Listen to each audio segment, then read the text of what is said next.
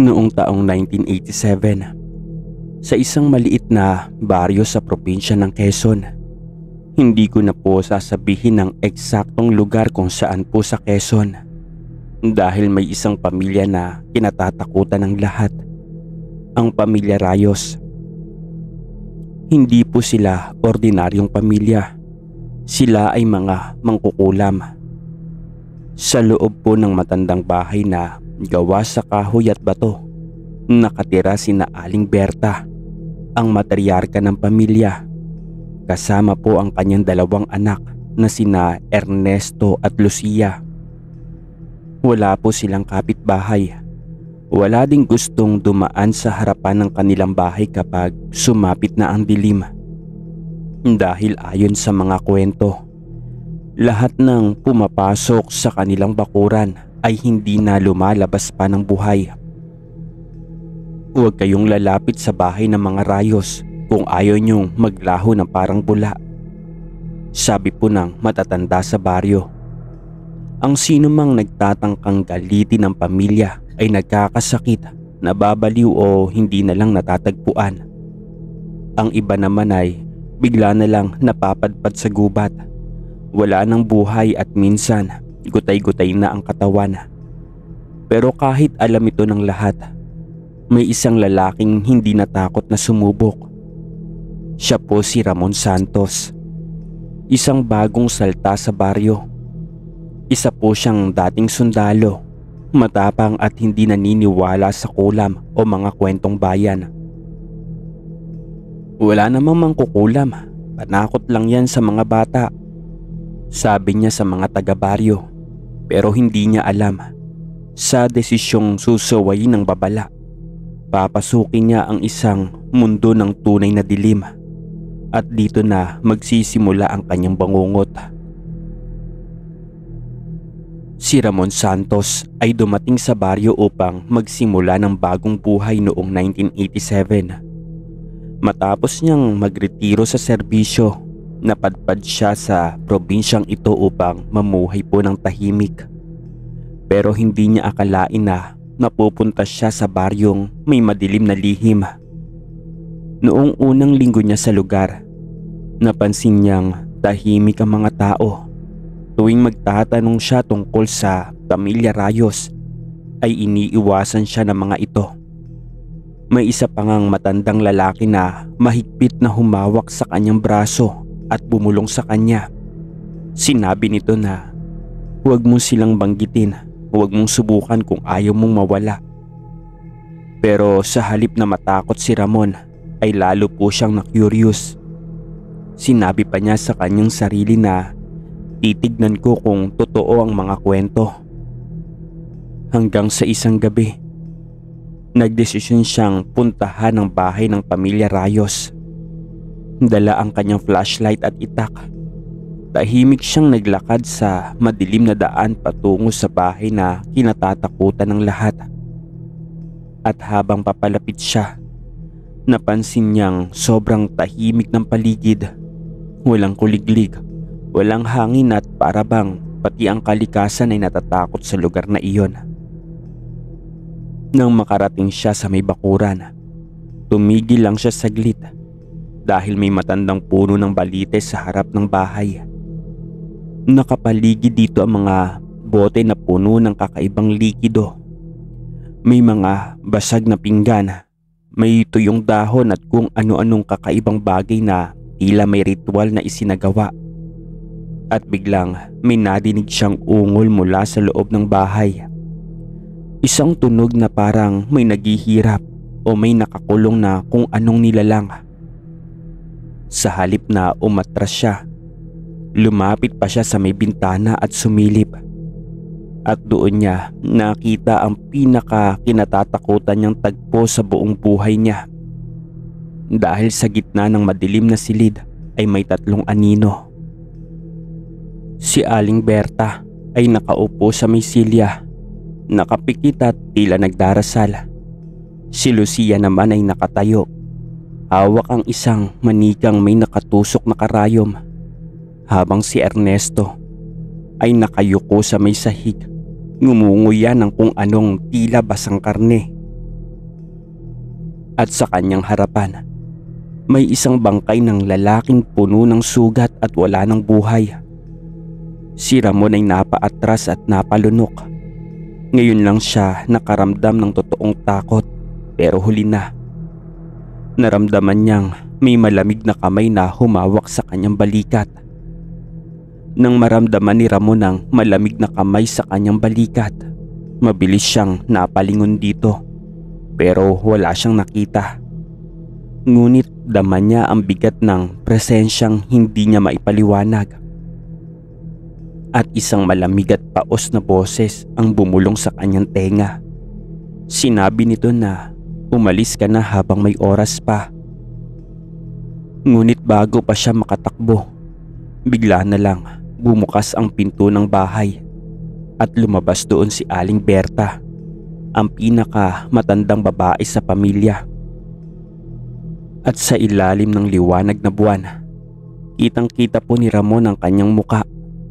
Kulubot, maputla at may mga mata na tila walang kaluluwa. Sinabi nito na alam mo na ang hindi mo dapat malaman. Kasunod dito ay lumabas na sina Lucia at Ernesto. Si Lucia ay may hawak pa rin ng manika na may nakatarak na karayom. Si Ernesto naman ay may bahid pa ng dugo ang labi at mga kamay. Dahan-dahang napaatras si Ramon. Ngunit hindi niya alam kung saan siya tatakbo dahil napapalibutan na siya. Ang paligid ay tila gumalaw. Ang mga anino sa ilalim ng balite ay unti-unting humaba at lumapit sa kanya. Para silang may sariling buhay. Parang may mga kamay na handang humablot sa kanya. Napakapit siya sa kanyang itak. Kahit na nanginginig si Ramon ay hindi siya umatras. Sinabi niya na hindi ako aalis nang hindi ko nalalaman ang totoo. Nang bigla na lang humalakhak si Aling Berta. Sinabi nito na ikaw mismo ang magiging sagot sa tanong mo. At sa isang iglap, itinapat ni Lucia ang manika sa kandila at sinunog ito. Naramdaman ni Ramon ang matinding sakit sa kanyang dibdib. Para bang may apoy na sumisirit mula sa loob ng kanyang katawan at napahiyaw na siya at napaluhod. Ang kanyang paningin ay bigla na lang lumabo. Ang kanyang pandinig ay unti-unting naglaho. At ang huling nadinig niya ay ang tinig ni Aling Berta na sinasabing, "Isa ka ng bahagi ng aming pamilya." Nagising si Ramon sa loob ng isang madilim na silid. Nakagapos siya sa isang lumang kama at sa kanyang harapan ay may salamin. At nang makita niya ang kanyang refleksyon, ang kanyang mga mata ay wala ng puti. Kulay itim na itong lahat at isa na siya sa kapanalig nila. Nanginginig si Ramon habang nakatitig sa kanyang sariling refleksyon. Ang lalaking nasa salamin ay hindi na siya. Itim ang kanyang mga mata, maputla ang kanyang balat at may bakas ng uling sa kanyang leeg na tila isang marka ng sumpa. Muling nadinig ni Ramon ang malamig na tinig ni Aling Berta at sinabi nito na isa ka na sa amin. Dahan-dahang bumukas ang pintuan. Pumasok si Lucia na may hawak na isang mangkok ng likido. Maitim ito, malapot at may sumisingaw na usok. Sinabi nito na inumin mo ito. Lumapit siya kay Ramon, hawak ang mangkok. Sinabi pa na kapag hindi mo ito ininom, hindi mo kakayanin ang sumpa. Masasaktan ka hanggang mamatay.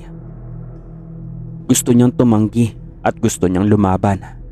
Pero ramdam niya ang matinding panghihina. Ang kanyang katawan ay parang tinutusok ng daang-daang karayom. Parang may apoy sa loob ng kanyang tiyan. Hindi niya kayang tiisin pa ang sakit. Kaya't nang ilapit ni Lucia ang mangkok sa kanyang bibig, ay uminom siya.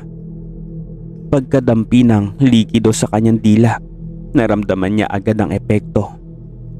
Ang sakit sa kanyang katawan ay biglang nawala. Ngunit kasabay nito, May kakaibang init na bumalot sa kanya. Parang may dumadaloy na kakaibang enerhiya sa kanyang dugo.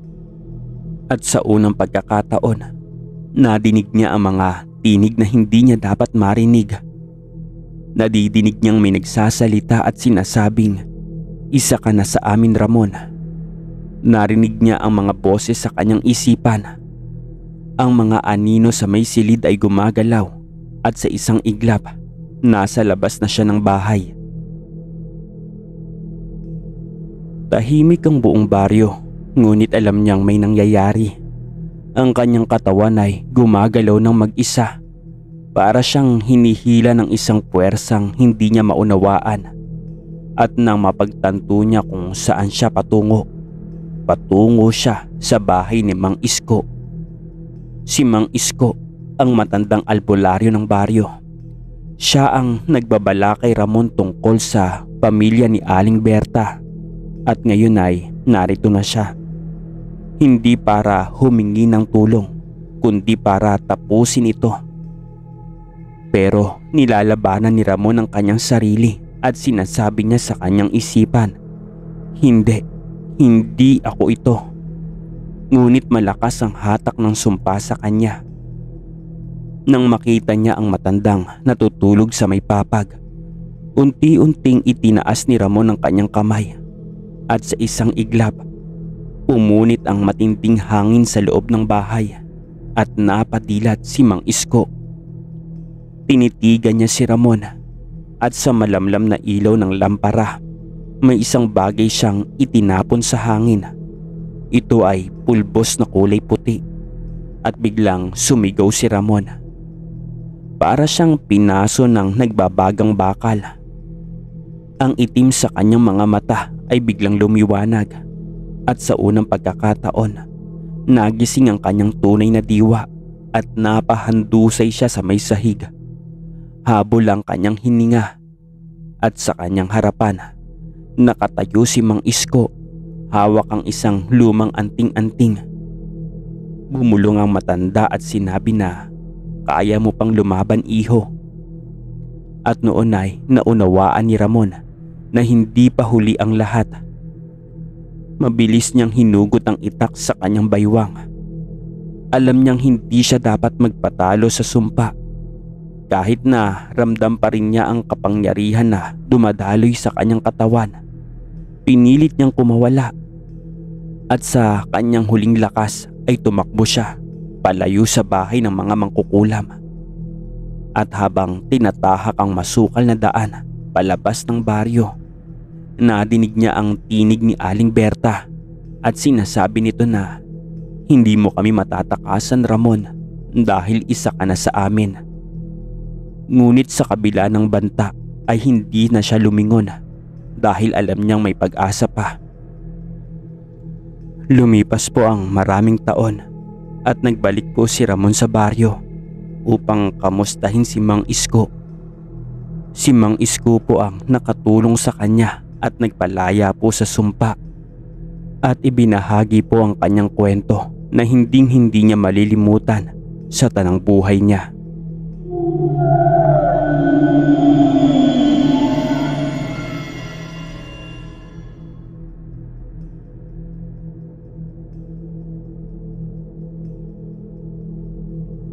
Noong taong 1984, sa isang liblib na baryo sa Quezon, may isang matandang bahay na itinayo sa gitna ng masukal na kagubatan. Matagal nang kinatatakutan ng lugar na iyon dahil sa mga kwentong bumabalot dito. Ang bahay ay pagmamay-ari ng pamilya Ocampo, isang pamilya na matagal nang pinagbibintangan ng mga taga-baryo na may kinalaman sa kulam. Pinamumunuan ito ni Aling Maring, isang matandang babae. Malalim ang kanyang mga mata, lagi itong nakaitim at bihirang lumabas ng kanilang bahay. Ang kanyang mga anak na sina Dolor at Lilia ay kilala sa pagiging mahinhin, ngunit may kakaibang tingin na nagdudulot ng hindi maipaliwanag na takot sa sino mang makakakita.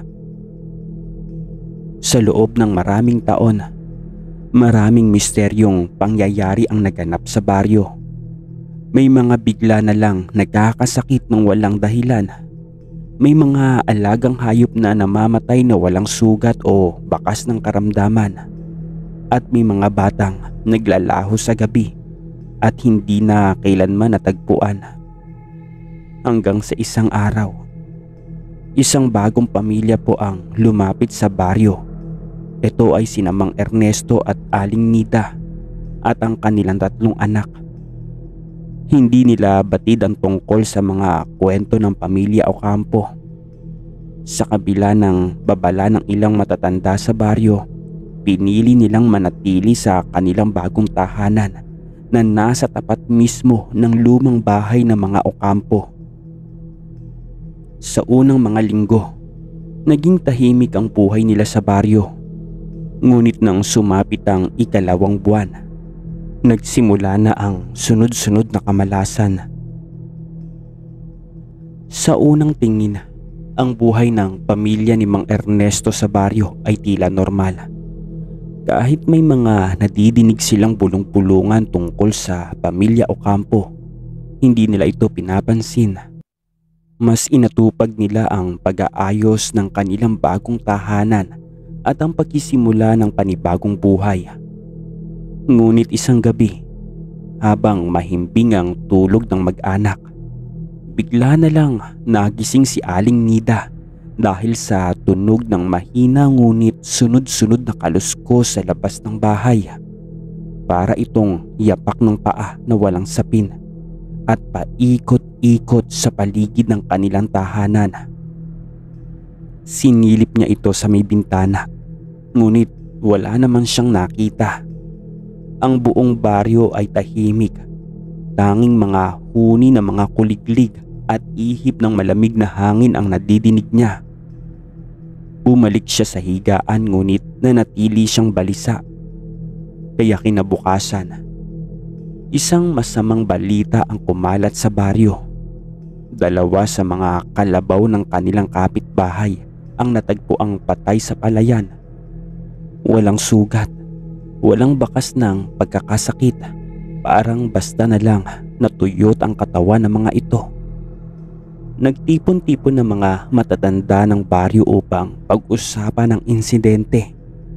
Bumulong ang isa sa kanila at sinabing may bumalik na naman sa baryo at baka panahon na para tayong lahat ay mag-ingat.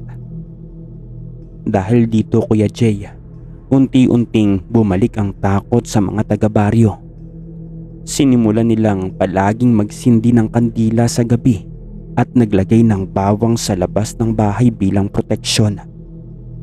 Ngunit sa kabila ng pag-iingat, patuloy ang mga kababalaghang nangyayari.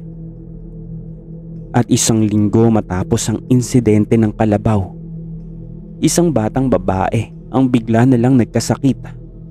Itago na lang natin siya sa pangalang Marites. 8 taong gulang na siya at nagising na lang ng isang umaga na nilalagnat ito. Nanginginig at may malalalim na pasa sa kanyang mga braso.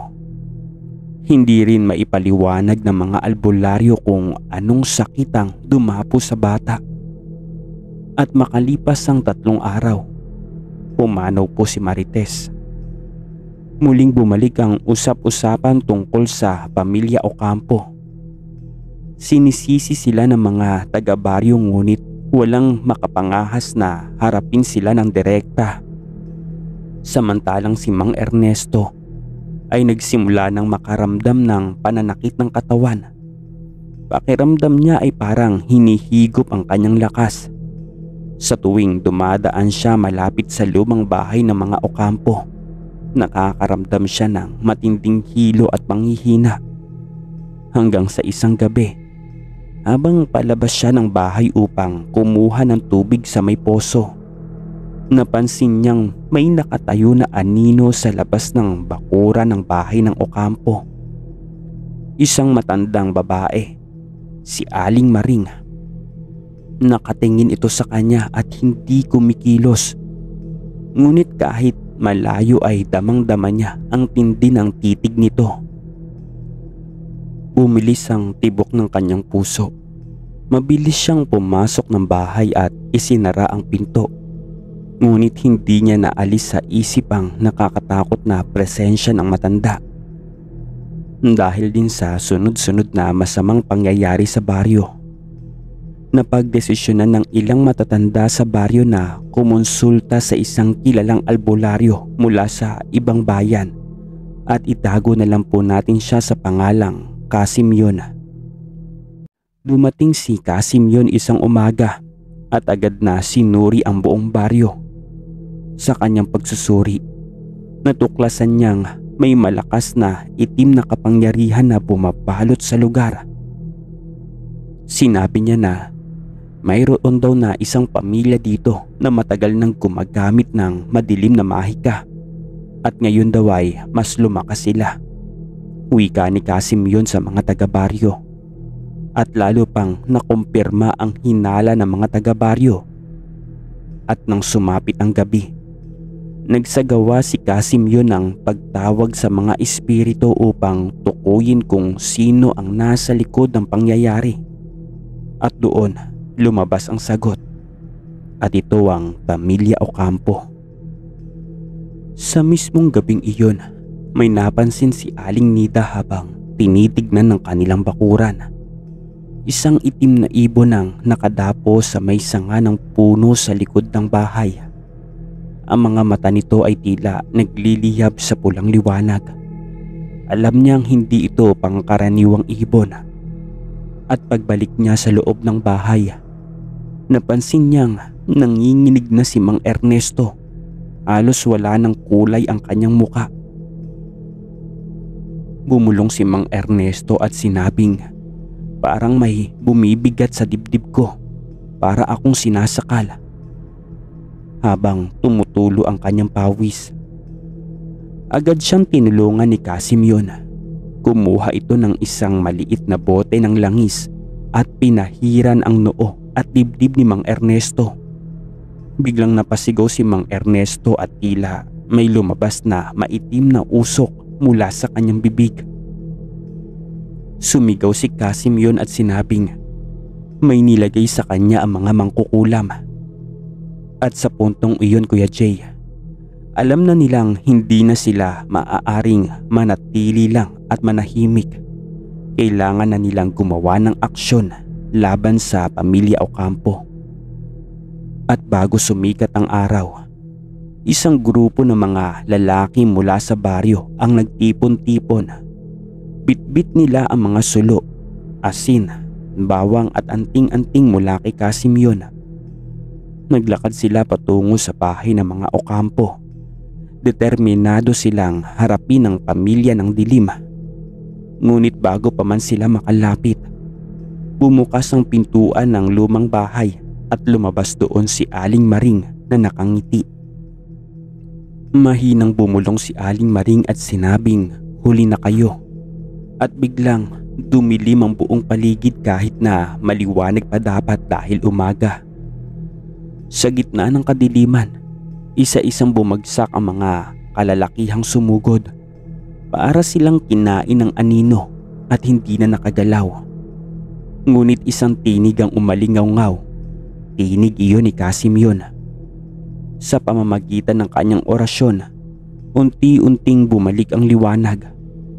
Nang bumukas muli ang kanilang mga mata, nakita nilang wala na ang bahay ng Ocampo. Tila naglaho na lamang ito sa lupa na para bang hindi kailanman umiral. Matapos ang insidenteng iyon, unti-unting bumalik sa normal ang buhay sa baryo. Ngunit isang tanong ang nanatili. Saan kaya napunta ang pamilya Ocampo?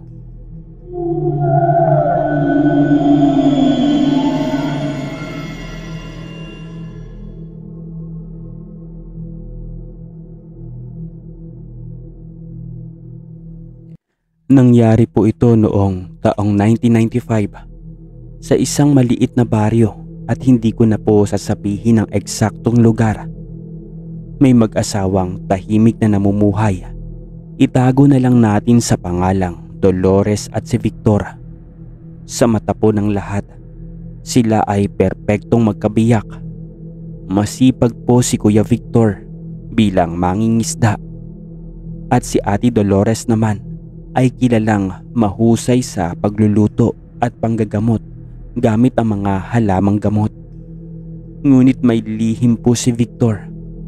Sa loob po ng maraming buwan, may relasyon siya kay Elena, isang mas batang babae mula sa kabilang baryo.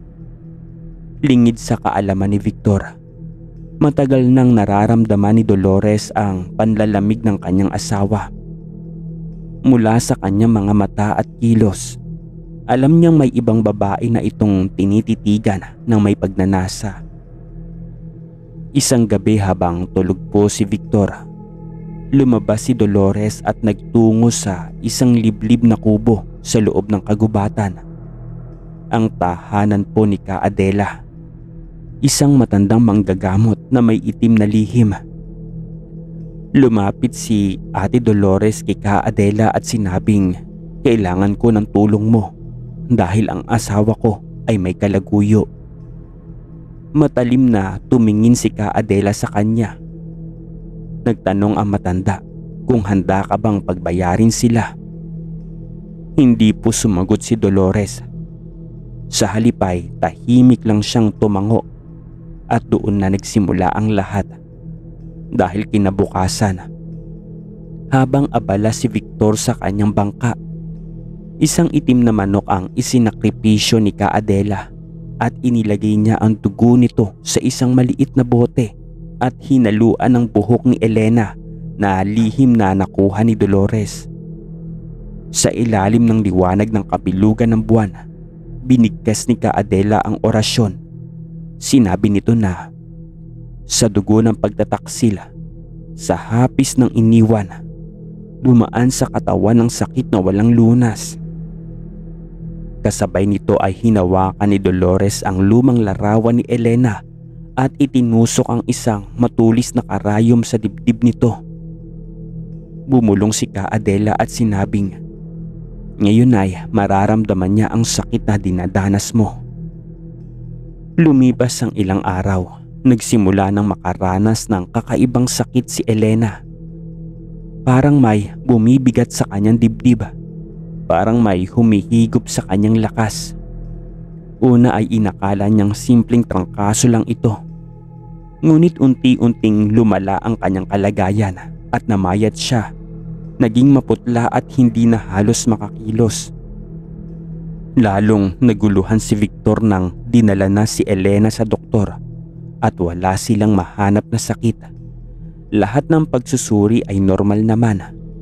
Ngunit gabi-gabi sa kanyang pag-idlip, nakikita ni Elena sa panaginip si Dolores.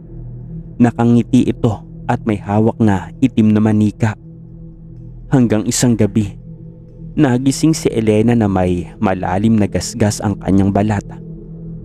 Tila ba hinagupit ng matatalim na kuko. Napuno ng takot si Elena at bumulong siya kay Victor at sinabing, "May sumasaktan sa akin." Ngunit alam niyang hindi ito simpleng sakit. Ito ay sumpa. Dahil sa desperasyon ay pinuntahan ni Victor si Dolores. Galit siyang nagtanong kung ikaw ba ang may gawa nito. Ngunit kalmado lang si Dolores at nakatitig sa kanya na para bang alam niya ang lahat. Malamig na sumagot si Dolores at sinabing, "Bakit? Masakit ba? Masakit ba ang mawala sa iyo ang mahal mo? Ang panoorin siyang unti-unting masira?" Dahil sa kanyang pagsisisi ay lumuhod si Victor. Sinabi ni Victor na, "Patawad Dolores, nagkamali ako." Ngunit hindi na niya mababawi ang kanyang ginawa. Nang tuluyan ng hindi makagalaw si Elena, dinala siya ng kanyang pamilya kay Ka Mateo, isang kilalang albularyo sa kabilang bayan. Doon nalaman nila ang totoo na may masamang kulam na bumabalot sa katawan ni Elena. Sinabi ni Ka Mateo na isang babaeng puno ng galit ang may gawa nito. Kaya naman, nagdesisyon si Victor na harapin si Dolores sa huling pagkakataon. Pinuntahan ni Victor si Dolores at sinabing, "Huwag mo nang ituloy ito. Tama na." Pakikiusap ni Victor. Ngunit hindi na mapipigilan ang nangyari dahil sa sumunod na umaga, natagpuang patay si Elena. Walang sugat at walang bakas ng pisikal na sakit. Ngunit ang nakakapagtaka, si Dolores ay natagpuan na wala na ding buhay sa kanyang bahay. Hawak ang lumang manika na tila siya mismo ang naging biktima ng kanyang sariling sumpa. Lumipas ang mga taon, ngunit nanatiling misteryo ang nangyari kay Dolores. May ilan na naniniwala na binalikan siya ng kanyang sariling kulam. Dahil sa sobrang galit at puot, bumalik sa kanya ang sumpang kanyang inilabas. Ngunit may iba namang nagsasabing sa huling sandali ng kanyang buhay, nakita siyang nakangiti. Sa baryong ito ay nanatili ang alamat ni Dolores, ang babaeng niloko ngunit bumangon upang ipaghiganti ang kanyang sugatang puso. At tuwing gabi, sa kabilugan ng buwan, may ilang nagsasabing may nakikitang isang anino ng babae sa lumang bahay ni Dolores. Nakatanaw at naghihintay at tila hindi pa tapos ang kanyang paghihiganti.